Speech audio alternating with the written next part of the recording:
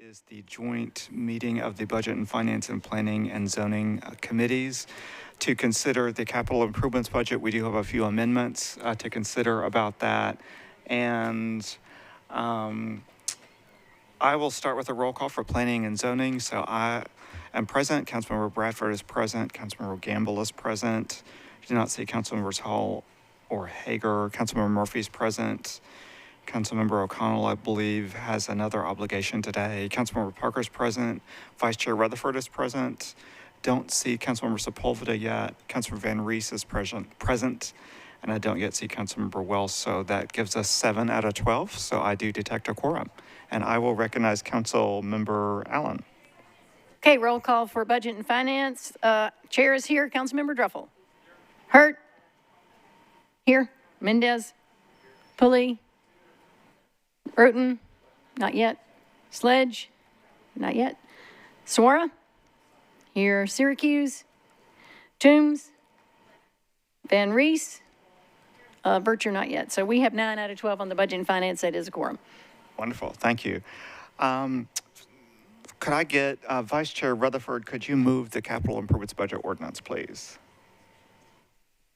Have make a motion on the capital improvements budget. Okay, so that's before us. Is there a second? We have a second. All in favor on planning and zoning? Any opposed? Any abstentions? And then Councilmember Allen. So do we need to start moving amendments before we vote? We've got it moved, so do we need to okay. vote on that first? Can I get some counsel? We have moved the CIB, and we have many amendments. Do we vote on the CIB before we amend anything? No. Okay, we'll start on the First Amendment then. Yeah, that's what I was thinking. Hey, Margaret, could I get maybe an explanation? Is it appropriate to seek an explanation from council about the necessity of suspension of the rules? Not at this time? Not at this time. Okay. All right. Okay. All right. Thank you, everyone. So we have the capital improvements budget itself. Before us, we will now go through the amendments. Amendment number 1 is a little bit detailed. So Vice Chair Rutherford, would you mind, while I have you recognized, would you move Amendment 1? Motion for approval of Amendment 1. All right. And is there a second? And then, thank you for that. And then if I can maybe seek guidance from the planning table about what all is in this amendment. Certainly. Thank you. Greg Claxton with the Planning Department. The First Amendment has several corrections. As Planning and Finance were doing final reviews of the CIB, we noted a couple of issues that we wanted to bring to y'all to correct. Items 1 through 5 are some projects where IT had submitted with the wrong funding category. We should have caught that previously, but we wanted to correct that from approved GO bonds, which is very narrowly used, to the more general proposed GO bonds. Items 6 and 7 are somewhat unusual. Item 6 was originally submitted with the same project ID as item 7, and so they sort of canceled themselves out as we were putting the CIB together, and neither of them were submitted. So these weren't late filed, these weren't added out of cycle. We just had a database error and neglected to include them. 6 is a kitchen renovation for the sheriff's office, and 7 is a standard capital contingency line that's been included in, as far as I know, most prior past CIBs. Anything else? All right, thank you. Do we have any questions for the planning table? Wonderful. And Mendez, Druffel and Mendez. What's that? Have questions. Druffel and Mendez have questions. Councilmember Druffel, I think, and then Councilmember Mendez. Yeah, quick question. Thanks, Chair. Do we have a copy of these amendments? I'm sorry, I didn't maybe bring them, or I guess I don't have them. Sorry. Thanks. We get a copy of that. They are online, and they were sent by Danielle. Yeah, I didn't bring them with me, so thank you.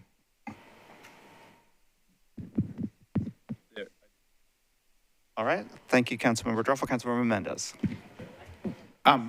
This could just be me not paying attention. Do we move it for the Budget and Finance Committee? Are we having the discussion at the same time? How are we doing this? if we need to move it separately, we can. I was planning to vote separately, but it has been moved.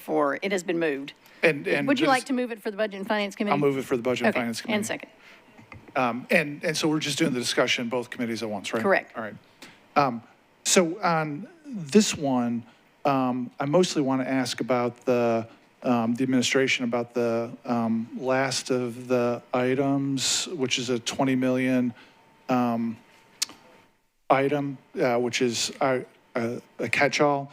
And typically, one of the things that sort of bugs me about the CIB, but a long time ago I decided to just hold my nose and deal with it, is there's a whole bunch of just massive catch-all contingencies, maybe $150 million worth of catch-alls.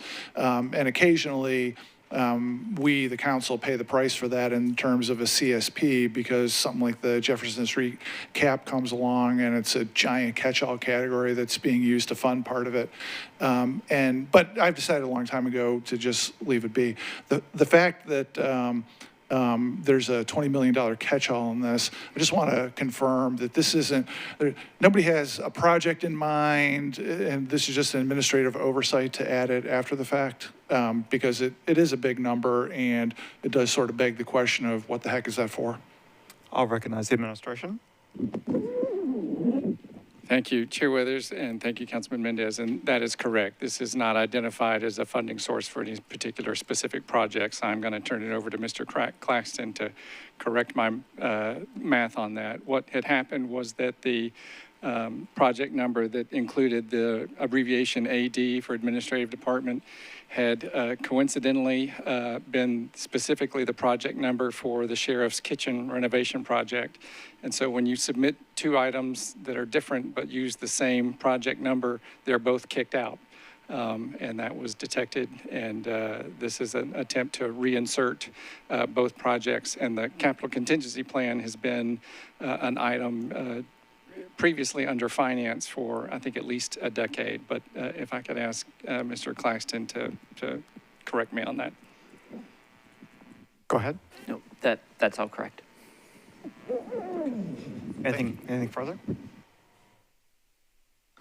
Any other discussion on Amendment 1 from any members of the body present? All right, I will, for Amendment 1, for Planning and Zoning Committee, all in favor, please say aye.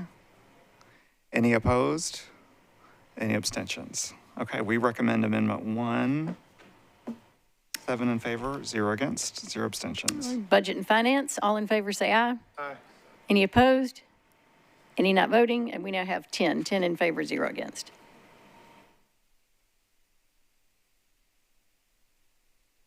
All right, so now we are on to Amendment 2.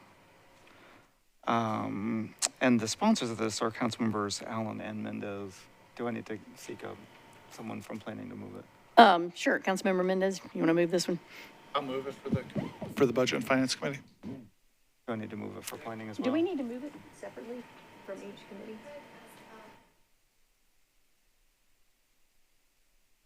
Okay, Councilmember Van Rees, you can be the official mover from now on. And shaker. Great. So we're covered. Thank you. So that's now before us. So any discussion on Amendment 2, Councilmember Mendez is going to speak to this one. Go ahead. Thanks. So you'll see in the package that this changes the description for method of financing for the $2.2 billion stadium construction. And the main change is going from the term user-generated sales tax to expressly mentioning local option sales tax as one of the sources. It's, I think all of us have an interest as we get closer to the football stadium discussions and making sure that the citizens of Davidson County understand clearly that for 130 acres plus the football stadium plus parking lots, a substantial part of local sales tax will be getting used to support the stadium. And this isn't like the soccer stadium where it's a couple of acres of development or immediately next to the stadium. With the football stadium, when there ends up being a hotel or 2 hotels next to the river, and the football stadium is a quarter mile away with a bunch of bars and restaurants in between. It's that extended area that is going to be pushing sales tax, capturing local sales tax to support the football stadium. And maybe people are okay with that, maybe people aren't okay with that, but if we're going to have a description of method of financing in the CIB, we owe it to the citizens to expressly mention local option sales tax will be used to pay for the stadium. And that's the point of the amendment. The administration worked with me on the language. It's been run by bond counsel. It should be acceptable. Thank you. Does the administration have any comment or? No, that is an entirely correct summary by Councilman Mendez, and we appreciate the opportunity to collaborate. Thank you. Any other discussion on Amendment 2? Councilmember Councilmember Johnston. Councilmember Johnston? Thank you. I signed on to this. I just have a question. When we talk about the sales tax, I'm assuming that the sales tax revenue and the local option sales tax that we're talking about for revenue is coming just from the 130-something acres, correct?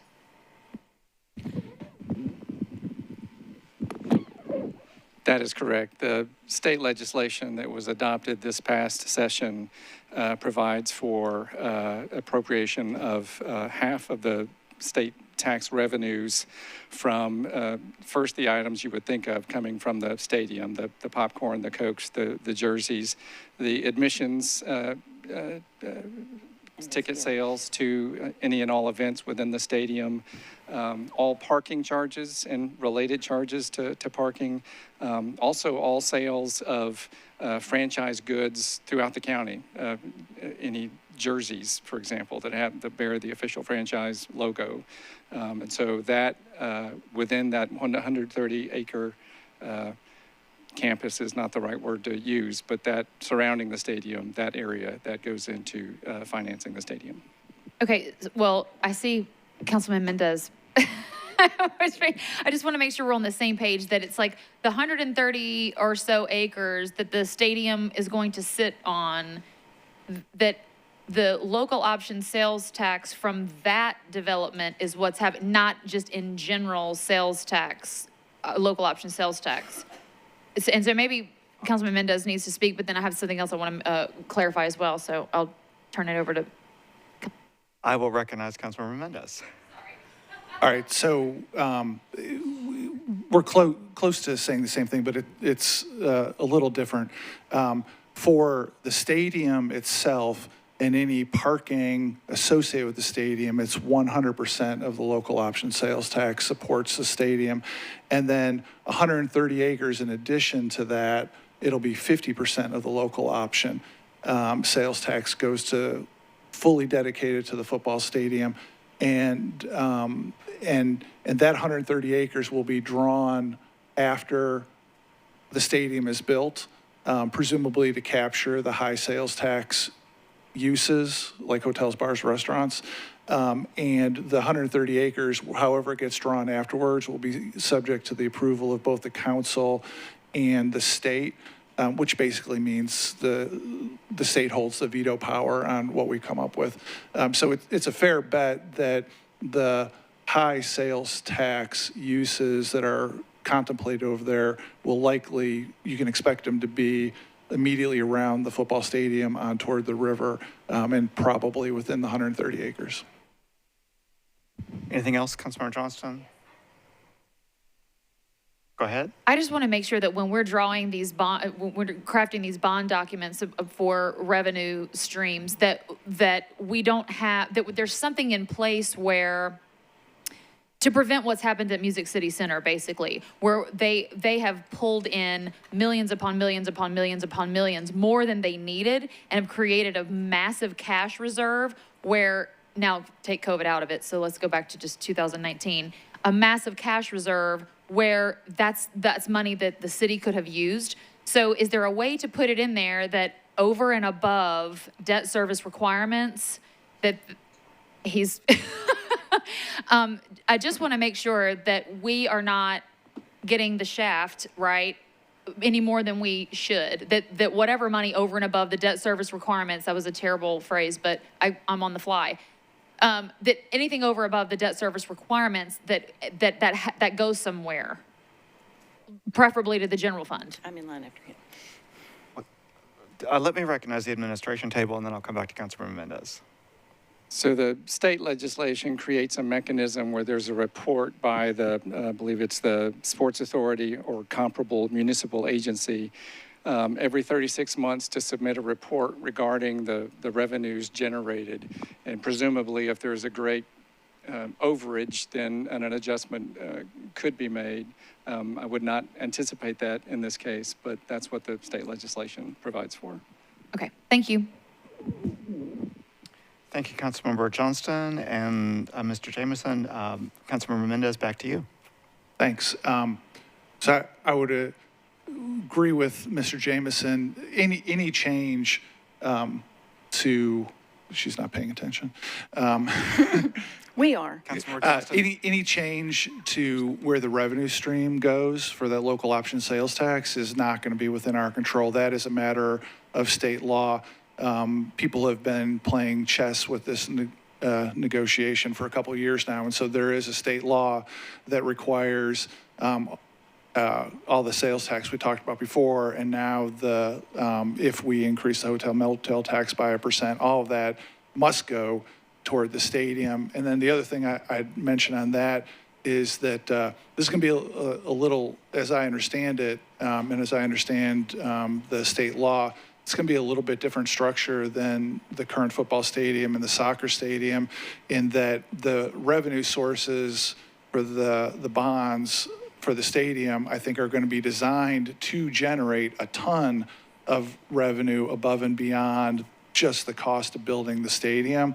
And when the mayor and the team says, get the general taxpayer, whoever that is, out of the business of stadium maintenance, the idea is, the express idea is to generate a large amount of money to cover capital needs more or less indefinitely. Now, we're paying for that with sales tax and hotel motel tax dollars, but I think it's designed to, I don't know how big the overage would have to be in order to get the state to think that they should change that law and let us recapture some of that. Thank you for those thoughts, Councilmember Mendez. Any other comment from the administration table, or any other discussion on Amendment 2? I know that there will be a lot of discussion about the stadium financing as more information becomes known, but fortunately we don't have to have that conversation today. So just any other, okay. Looks like Councilmember Henderson. No? Oh, okay. All right, so if we're ready for a vote for planning and zoning, all in favor of Amendment 2, please say aye. Any opposed? Any abstentions? All right, so planning and zoning recommends approval, 7 in favor, 0 against, 0 abstention. All right, budget and finance, all in favor, say aye. Any opposed? And any not voting? We recommend approval, 10 in favor, 0 against, 0 not voting. Great. Councilmember Van Rees, could I get you to make a movement on Amendment 3, please? I move Amendment 3, please. Thank you. Is there a second? For this item, the sponsor of this one is Councilmember Bradford. I'll call on you, and then if we need to go to one of the administration or planning tables, we can do that as well. Thank you, Chair. This one is just a housekeeping, as the agenda says. When this item was first added to CIB, it was listed as Reelfoot Drive. This past session, when we were making the updates, I changed it to Trails End Lane. But between that change and when Planning Department put out this final CIB, they neglected to make that change. So this is basically amending it to the correct street name. Okay. Any comments from the planning table, or? No, we apologize. Okay. Anything from the administration side, just in case? Just checking? Okay, no comments there. All right. Any other discussion on Amendment 3? All right, for planning and zoning, all in favor, please say aye. Any opposed? Any abstentions? Planning and zoning recommends approval, 7 in favor, 0 against, 0 abstentions. And budget and finance, all in favor, aye. Any opposed? Any not voting? We recommend approval, 10 in favor, 0 against, 0 not voting. All right, Councilmember Van Rees, could I call upon you to move Amendment 4? Please move Amendment 4. Thank you so much. And Council Lady Hurt, you're the sponsor of this one, so can I call upon you to present it to the body?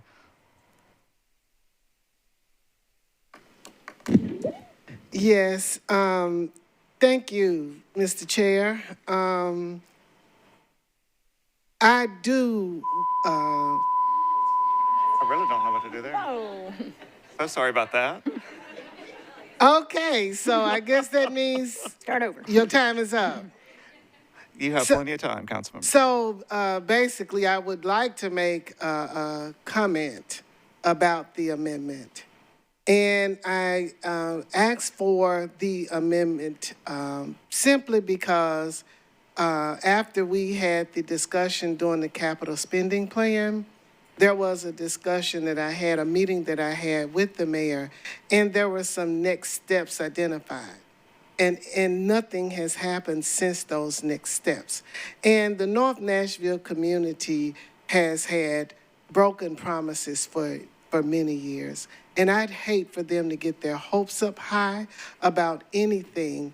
And when we spoke with them in those 2 meetings that were held, they were adamantly against the cap because they didn't know what it was. And I specifically asked that there be more time for some community engagement. And I think since that time, we've had the person who was driving it to change jobs, and we have had 1 meeting, and the sentiments have basically been the same. As a matter of fact, right before I came here, someone stopped by my office and told me that they thought that the cap was a waste and that they did not think it was something that should be done. What I'm going to say is that I do listen to the community and listen to what it is that they say. But I also try to do as much studying as I possibly can. And last week, I was in a meeting at the National League of Cities, and they spoke about the Jefferson Street cap as being a reconnect. And the bipartisan infrastructure law and all of the monies that has been a part of that was specifically to go to the grassroots communities, to towns, cities, and villages, making sure that it reaches to the people that need it the most. And we know that that community has been gentrified, but we know that there's a lot of money that has been infused into our United States of America, and specifically right here in Nashville. Having it as a part of the capital improvement budget, you know, my mama always told me that it's better to have and not need than to need and not have.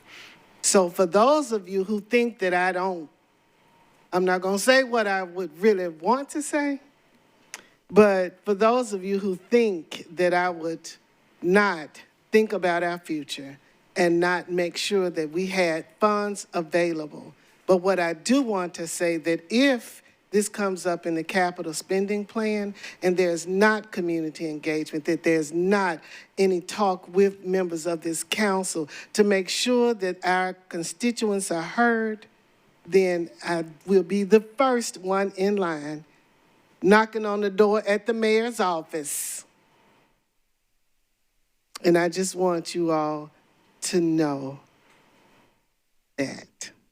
Thank you very much. Well, thank you so much for that commentary, Councilmember Hart. I know how passionate you are for the North Nashville community, how much work you've done in that community for so much time, and how respected you are in that particular part of the community, as well as the rest of the county. Well, thank you very much. Because also at the National League of Cities that they did say that there must be extreme community engagement. It's not from the top down, but from the bottom up. That there has to be near leadership, meaning that it has to be community-led and not what the administration, they actually called it strong mayor government to tell us what it is that we need to do. So we must listen to our communities. And I beg of my colleagues to listen to the community. I talk to them every day. Well, Councilmember Hurt, again, I really appreciate you providing that commentary. What is your What I intent to want do to with the do is I amendment? wanted you all to hear what I have to say, and then when it comes up at 6 o'clock, then I'll make a move to withdraw. Okay, so. Oh, you want me to just go ahead and do No, it what now? I'm saying is, do we need to take a vote on it right now? Or, so you're intending to withdraw at 6 o'clock, is that correct? Yes, sir. And, okay, but you also retain the right to change your mind, is that? I am, because I want to hear what somebody else has to say. Okay, well, thank Okay. you for that. Thank you. Is there any other discussion from members of the body? I will recognize Councilmember at Large, Suara. Thank you, Chair. I appreciate Councilmember Hurt agreeing to withdraw the amendment. And I do agree with her that, we want it in the CIB so that when the project is ready to be done, that at least it's there and it has the opportunity to move into the CSP. But I also appreciate the need for the conversation and to continue to push the need to have that community conversation. And I think our amendment just brings that back up front. And it also stresses to the administration that that is something that, we need to have a plan in terms of when that would happen and how that would happen. And so the intent of the amendment is achieved in that we have that conversation, and I think we should continue. And I would even say maybe even continue tomorrow so that people have the opportunity to weigh in. And the community knows that there is a demand for that continued conversation. After having said that, at the end of the day, though, it's worth it for it to be in the CIB. And I think we must be clear with that. So thank you. Okay, thank you. We need to take a vote on it. I don't think so. I did see one more hand, two more hands. Councilmember Henderson and then Councilmember Pulley. Oh, great. So Councilmember Henderson. Thank you, Chair Withers. I appreciate you recognizing me as I do not serve on either of these committees. But our colleague, Councilman O'Connell, is out of town today with his family. And so as I saw the amendment here, and I do appreciate the concerns that Council Lady Hurt is raising. To her point, I think for purposes of this committee vote at this time, since all our colleagues, a large number of us are here, but the endorsement for or against to leave it in or not of these committees will hold weight with colleagues. Council Lady Suarez's point, and I think, in fact, the point that Council Lady Hurt made, better to leave it in at this time, recognizing all the valid concerns of community engagement and so forth, but this is the planning document. It's not the CSP. So I would just ask colleagues for purposes of, whatever the motion or the vote is at this time, if Council Lady Hurt does want to, I would encourage you all not to vote to encourage to remove this from the CIB in the absence of the district council member and just generally for good planning purposes. Thank you. Thank you so much, Councilmember Henderson. And then for Councilmember Pulley. Thank you, Mr. Chair. I'll just be very brief. I just wanted to make the point that I agree with a lot of what has been said today. And I think the only real point I want to make is that I've intended on voting against this amendment because I do think it's important that to further community discussion about this, that it remain in the CIB. However, I think my colleagues who represent that area need to know that if this were to reach the capital spending plan, I know I will be looking to them for guidance on how to move and proceed. And their guidance and opinions will be very important to how I view this inclusion. So it'll be very important to me to look to people to find out what that community engagement is and what their level of support is before we move forward. So thank you. I just wanted to share that. Thank you, Councilmember Pulley. Any other members wishing to speak? Councilmember Mendez. We all talk, so I might as well. I just want to support Councilmember Hurt. She and I worked really hard to get it out of the capital spending plan because it was not ready for prime time. It isn't now. I appreciate the fact that she brought it up today. I take her at her word that it's going to be withdrawn later, and so we don't have to worry about it being out of the CIB. But thanks for bringing it up. Thanks. Thank you, Councilmember Mendez. Councilmember Hurt, once again. Thank you very much, and I appreciate Councilmember Henderson referring to the letter that the Councilmember O'Connell provided, which is fine. But, you know, as I've said before, legacy residents matter very much to me, and and they should matter very much to all concerned.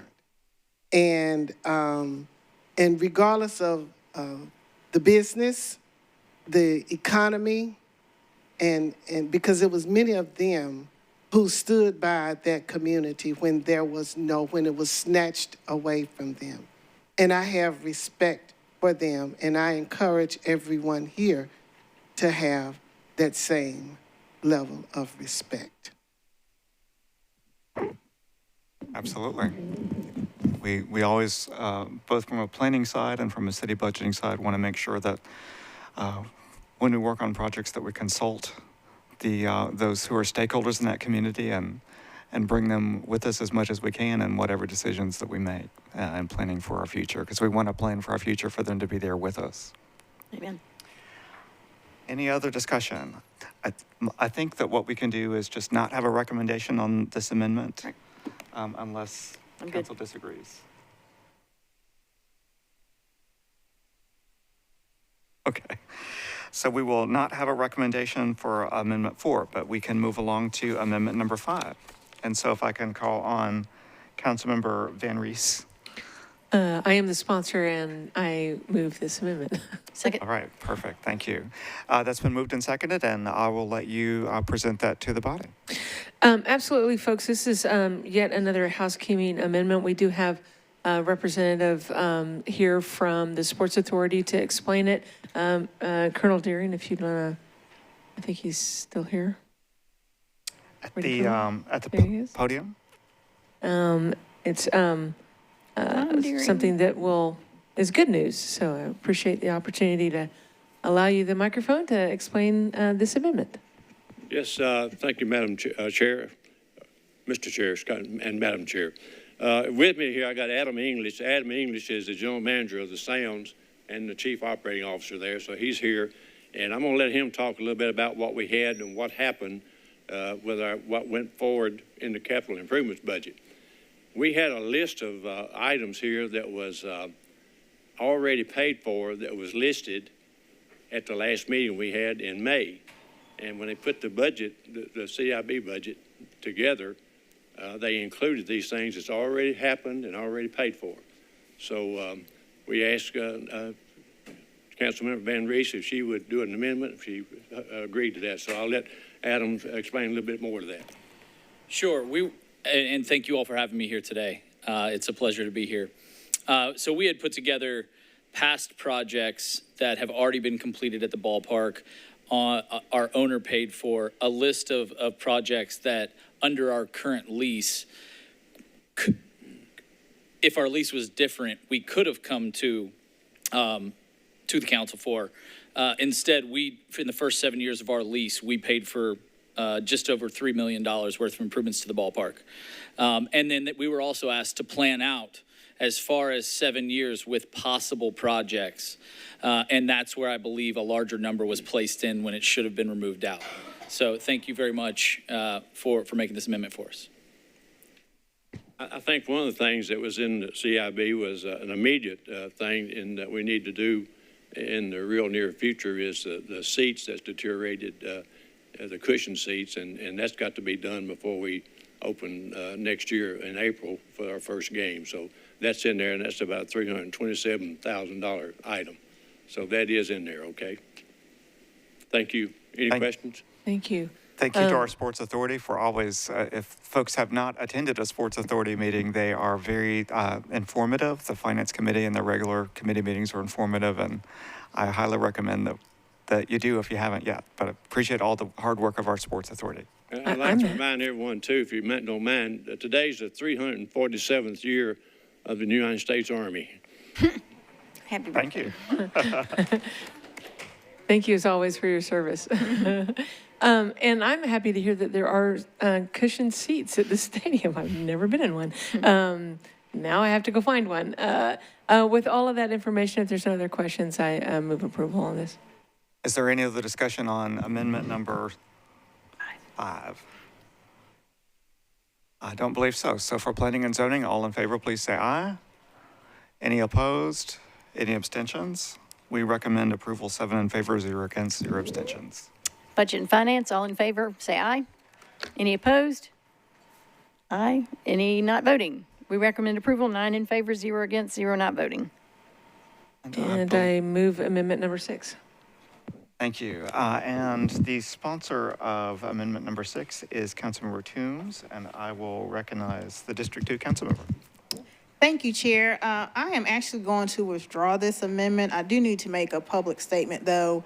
I had a very productive meeting with Mayor Cooper, Senator Brenda Gilmore, the CEO of 50 Forward, as well as the director of 50 Forward Bordeaux, to discuss their amazing renovation plan for that property, $8.7 million project.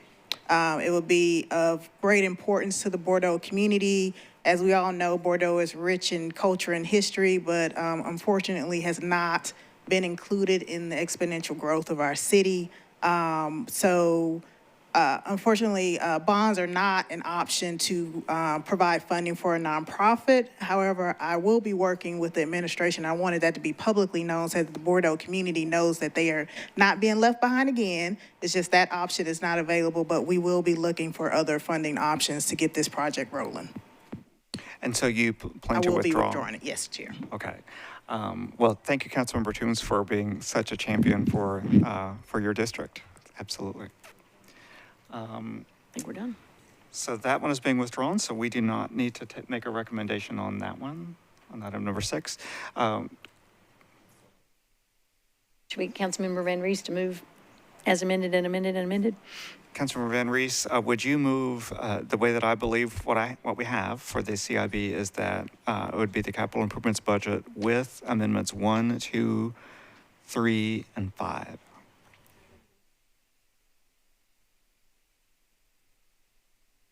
Go ahead. I'd like to move approval of amendments 1, 2, 3, and 5. CIB as amended. And CIB as amended, sorry. Second. You waited too long. Is there any other discussion? All right. Seeing none for planning and zoning, all in favor, please say aye. Any opposed? Any abstentions? We recommend the CIB as amended with amendments 1, 2, 3, and 5. 7 in favor, 0 against, 0 abstentions. And Budget and Zoning Committee, approval of the CIB as amended with 1, 2, 3, and 5. All in favor, say aye. Any opposed? We recommend approval, 9 in favor, 0 against, 0 not voting. Well, wonderful. Well, Councilmember Allen, is there any other business before our 2 committees? Not before the committees. All right. Then is there a motion to adjourn? Second. All in favor? All right. We are adjourned. Thank you.